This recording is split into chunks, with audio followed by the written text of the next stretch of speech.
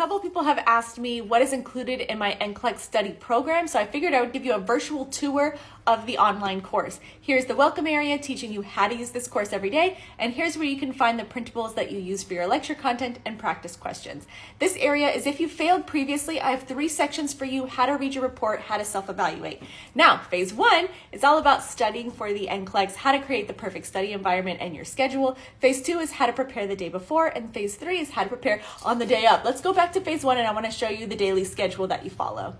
So this is what to do every single day. I suggest 2 hours, bare minimum 30 minutes. You start with the 5-minute meditation to lower your anxiety. Then you go into the test bank and you do 5 questions at a time with these 3 printouts in front of you. Every 5 questions, you're going to do my 4 square breathing exercise to practice lowering your anxiety. Then you're going to head to lecture content and the study guides, and then you're finished. Here's an example of how to set your timers for whatever block you can budget for.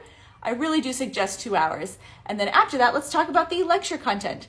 The lecture content is separated into the categories of the NCLEX, so you understand what falls under those categories, like what the heck is physiological integrity.